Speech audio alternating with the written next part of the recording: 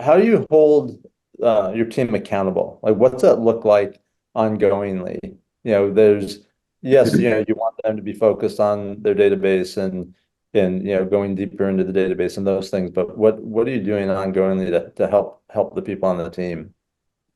That's an area we've really struggled on and we're working on getting better, is the accountability. And we've talked about it as a team too. One of the things we started doing was showing our leaderboard. And we have a contest going now. We split our team into two teams basically, and they're having a contest for each other with points kind of, and it's all everything from just encouraging them to they get 1 point for writing 10 cards, handwritten cards to their past clients or their sphere or whatever. So many points for calls, CMAs, all that kind of stuff. And then we show our leaderboard, which is kind of cool to see. I'm contemplating whether or not to show our lost opportunities um, every month. Haven't decided that yet because I don't want it to be like, but I want to know that because I'm like, wow. And agents need to know, look, we did an exercise during our business planning where we had a sheet that was, what was it? Fill the holes in your business and had the agents have all their numbers as far as how many leads they got, how many, uh, their sphere, and it was all calculated out. So they had to calculate how much opportunity they lost so that they could figure out where they want to spend more time and effort and attention into.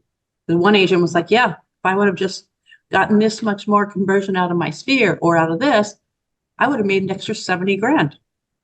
And that was an aha moment for them. And it was neat for me to see, even though it was kind of challenging, we kind of fixed that up.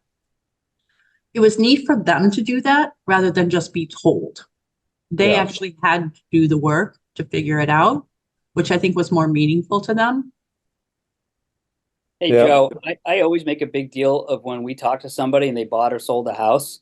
And I always say, like, hey, that's like, okay, bummer they didn't work with us.